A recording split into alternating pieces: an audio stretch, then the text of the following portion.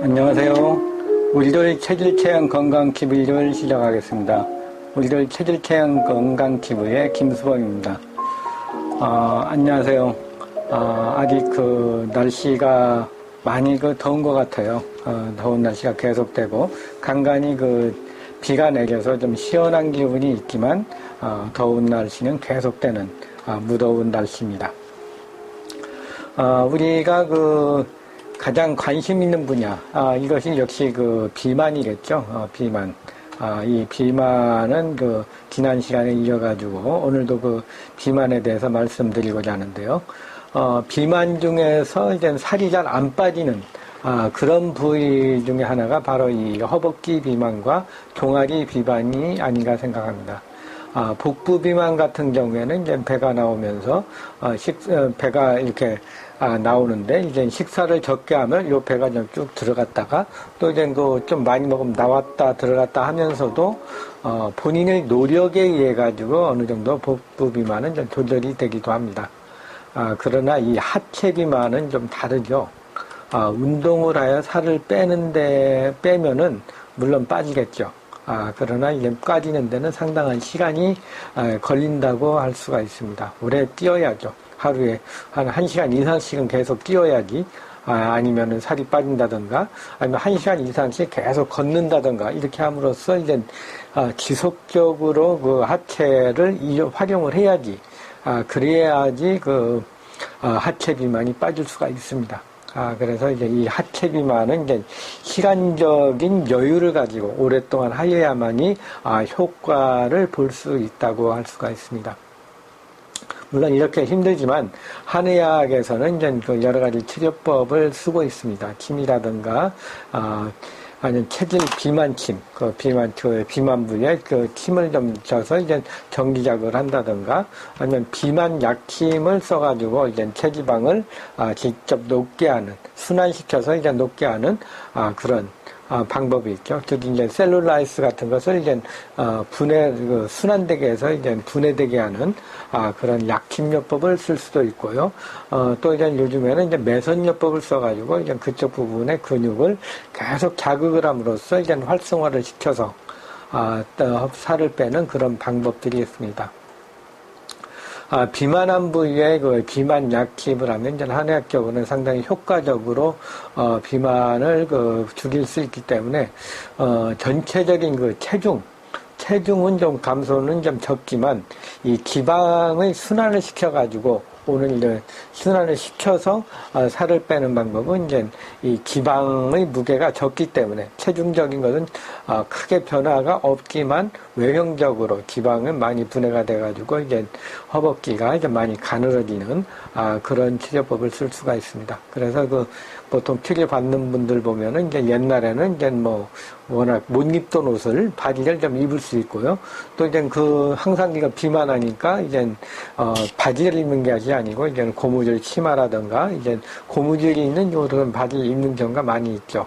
이런 분들도 이제 날씬하게 할 수가 있습니다. 한의학적인 치료 방법에는 이제 여러 가지 방법이 있는데 이렇게 저희가 치료를 하는 방법은 이제 직접 허벅지 비만 부위에 이제 살을 빼서 지방을 이제 분해할 수 있는 그런 한방 약침으로 이제 치료를 하는 방법이 있다든가, 이제 전기침을 자극을 해가지고 하는 방법이 있고요.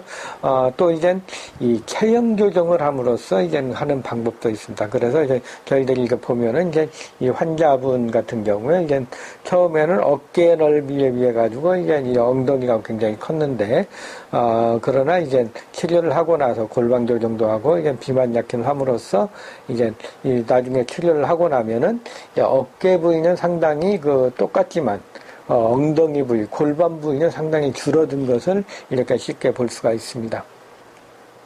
또 다른 분도 보면은 역시 잘 보이실지 모르겠는데 여기 보면 이제 처음에는 어깨 부위보다 이제 엉덩이 부위가 상당히 비대한 면이 있는데 치료를 하고 나서 보면은 이제 이 어깨 부분에 비해 가지고 이제 골반 부위, 엉덩이 부위가 많이 줄어든 것을 알 수가 있습니다.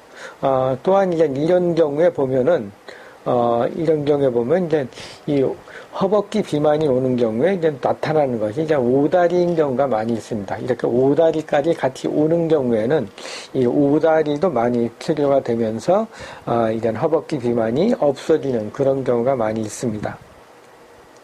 여기 보면은 전부 다 이런 그 비만, 어깨에 비해서 치료 전에는 이제 어깨에 비해서 골반 부위가 상당히 크게 나오는데 이 치료를 하고 나서는 비만 부위, 어깨 부위는 상당히 그대로지만 그 골반 부위하고 엉덩이 부분이 많이 줄어든 그런 것을 좀 볼 수가 있습니다. 이렇게 좀 보면 환자분들이 많이 좀 좋아지는 그런 것들이 있는데요.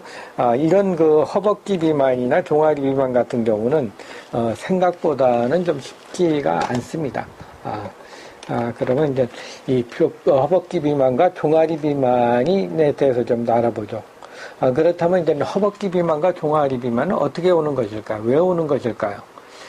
일단은 그 허벅지 비만은 주로 이제 앉아있는 시간이 많거나, 걷는 시간이 적은 사람한테 일단 먼저 많이 나타난다고 할 수가 있습니다. 일반적으로 이제 그 운동량이 적고 오래 앉아 있으면 우리 뇌에서는 항상 기억한다 그랬죠. 우리 뇌에서는 너무 명석하기 때문에 우리 몸의 전반적인 상황을 파악을 해서 뇌에서 가장 활동량이 적은 부위에 우리 몸에서 생기는 어떤 음식을 먹어서 이제 잉여로 남는 에너지를 보관하는 방법으로서 이제 고민을 하게 됩니다. 그럴 때 가장 활동이 적은 부위에 쌓이게 되죠. 그 중에 하나가 이제 활동이 적으면은 오래 안 걷고 오래 앉아 있고 활동량이 적으면은 뇌에서는 파악을 해서 이제 이 허벅지에다 그 지방을 많이 쌓아두게 됩니다. 그래서 이제 이렇게 그 지방 활동량이 적은 경우에 많이 안 걷고 오래 앉아 있는 경우에 허벅지 비만이 많이 생기는 경우라고 할 수가 있습니다. 그런데 그 오래 앉아있지 않으면서도 이제 그 허벅지 비만이 있는 경우가 있죠. 하체 비만이 오는 사람이 있는데, 이것은 이제 척추와 골반의 문제인 경우가 많습니다. 경우에 따라서는 이제 이제 그 부모님들 때문에 그렇다. 유전적이다. 그런 얘기도 많이 하죠. 왜 그러냐면 어머니도 허벅지 비만이 많고, 우리 같은 형제들도 이제 허벅지 비만이 많으면서 자기도 많기 때문에 이건 유전이라고 해서 이제 생각을 많이 하는데요. 이런 분들을 한번 그 척추, 골반, 그 고관절을 한번 엑스레이를 찍어보면은 이게 좀 다르게 나옵니다. 이런 경우에 보면 대체적으로 이제 골반이 앞으로 기울어지고 오다리가 되면서 이제 허벅지 비만이 생기는 거죠. 그러니까 이제 고관절이 바르게 딱 돼 있으면은 이게 좀 문제가 없는데 고관절이 이렇게 보통 이런 식으로 이제 보면은 돼 있는데 이것이 이제 뒤로 가면은 허벅지 비만이 별로 안 나타나는데 그걸 이렇게 정상에서 앞으로 가는 경우에 이렇게 고관절이 앞으로 도는 경우에는 이 고관절이 옆으로 가면서 이제 넓어지게 됩니다. 그래서 이제 허벅지가 좀 넓어 보이면서 오다리로 가는 경우가 많이 있습니다. 그래서 이제 이 허벅지 비만 별로 활동도 많고 그런데 유독 그냥 이렇게 고관절만 허벅지만 좀 비만한 경우 그러니까 허벅지 옆구리살이라고도 하죠. 허벅지가 이렇게 되면서 이제 많은 경우에, 이런 경우에는 한번, 골반과 고관절의 관계를 한번 체크해 볼 필요가 있습니다. 이렇게 해가지고 이제 체크를 했는데 골반이 앞으로 많이 기울고 고관절이 이제 앞으로 이렇게 나가면서 그러면서 오다리가 많이 되는 경우에, 이런 경우에는 바로 이제 이 고관절을 조절을 하고 골반을 바르게 해주면은 비만 치료를 하지 않고서도 이 골반이 바르게 되고 고관절이 제자리로 들어가면 이 살이 빠지게 됩니다. 우리 제 척추의 그 뼈의 상태가 제자리가 되면 공간이 생기지 않게 되죠. 공간이 생기지 않게 되면 이 지방은 다시 나가게 됩니다.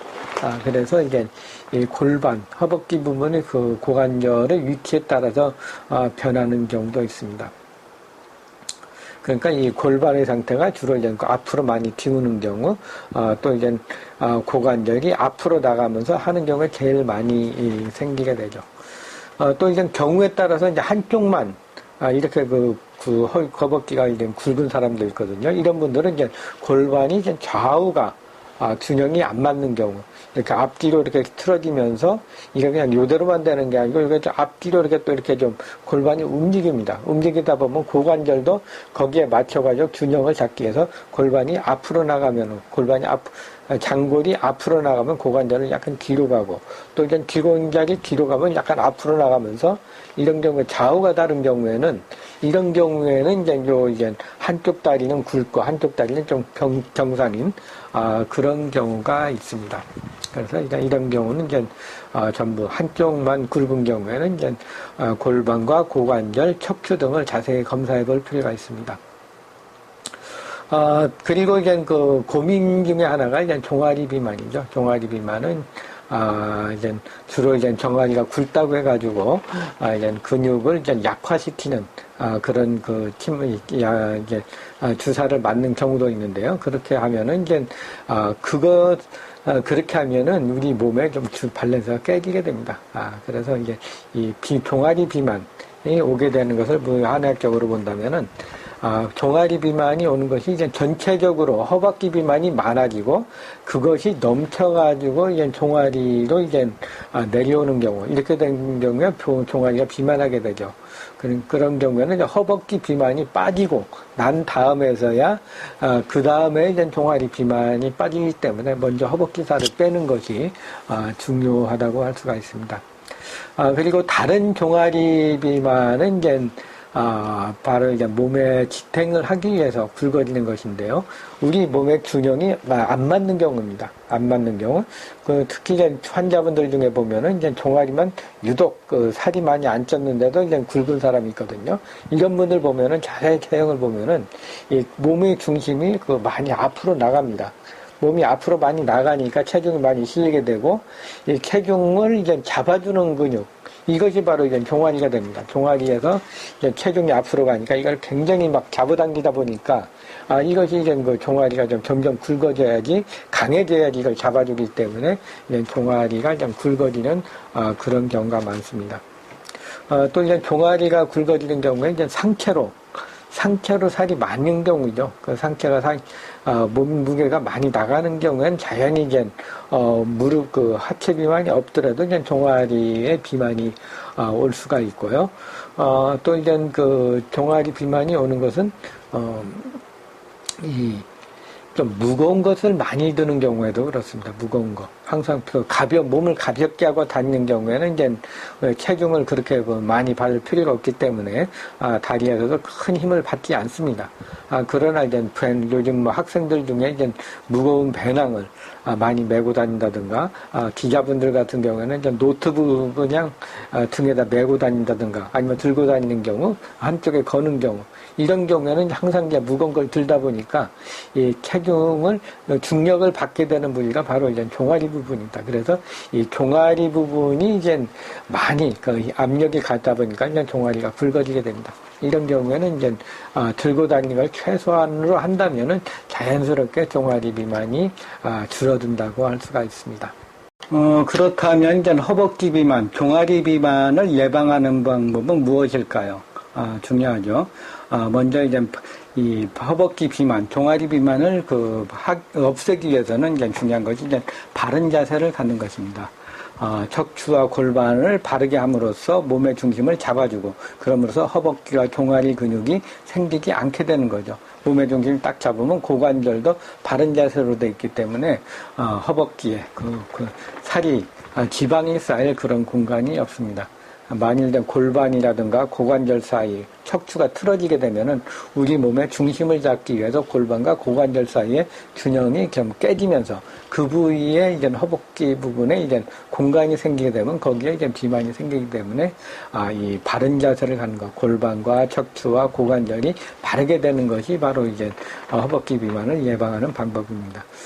또 한 가지 이제 중요한 것은 앉아있는 시간을 줄이는 거죠. 많이 걷고 많이 서 있고 허벅지와 종아리 근육을 계속 움직임으로써 살이 안 찌게 하는 것. 이것이 이제 허벅지 종아리의 이제 비만을 없애는 방법입니다. 그리고 이제 이 종아리 비만 같은 경우는 몸의 중심이 많이 이동되는 경우에 체중이 없어도 많이 하기 때문에 이제 바른 자세를 갖고 걷는 거, 이것도 중요하고요. 또 이제 무거운 가방이나 노트북 어떤 그 등산할 때는 그 배낭 같은 걸 많이 무겁게 지고 다닌다면 이것도 역시 그 체중이, 중력이 많이 가다 보면 허벅지와 종아리에 그 근육이 많이 필요하게 되고 그러면 이제 허벅지와 종아리가 굵어지게 됩니다. 그래서 이제 보행 시에는 되도록 가볍게 하는 것이 종아리와 허벅지 근육을 좀, 생기지 않게 하는 그런 방법이라고 할 수가 있습니다. 또한 이제, 또 이제 체질적으로 본다면은 이제 체질적으로 이제 태음인과 소음인들의 경우에 하체 순환이 좀 잘 안 되죠. 음이 강하기 때문에 하체 순환이 안 돼서 이제 허벅지 비만이 많이 생기고요. 또 이제 태음인은 전체적으로 비만이 많이 생기면서 이제 허벅지 비만, 종아리 비만까지 생깁니다. 그리고 이제, 소양인이나 태양인 같은 경우는 기가 많이 위로 올라가죠. 그래서 이제 행동도 빠르고 가만히 안 있기 때문에 상체로 오히려 그 살이 많은데 허벅지나 종아리에는 살이 안 찌는 것이, 특징이라고 할 수가 있습니다. 그리고 한의학적으로 이제 종아리와 허벅지 비만을 없애는 방법은 이제 여러 가지 치료 방법이 있는데요. 그 중에 이제 일반적으로 침을 놓는 방법이 있고, 침에다 이제 전기 자극하는 전기 비만침 하는 방법, 그리고 이제 그 비만 약침, 약침 성분 한약제분에서 이제, 기혈의 순환, 기순환을 특히 그 장화시켜가지고, 하는 그런 약을, 약침으로써 이제 지방 분해하는 부위에, 지방이 많은 부위에 맞게 되면 이제 지방이 많이 줄어드는 그런 효과를 볼 수가 있습니다. 그 외에도 매손요법이라든가 아니면 이제 그 한방 물리치료를 이용해서 이제 지방을 이제 분해시키는 지방의 순환을 잘 되게 해서 이제 살을 빼는 방법들이 있습니다. 오늘은 그 하체 비만, 종아리 비만, 허벅지 비만에 대해서 말씀드렸습니다. 우리들 체질 체형 건강 TV의 김수범이었습니다. 감사합니다.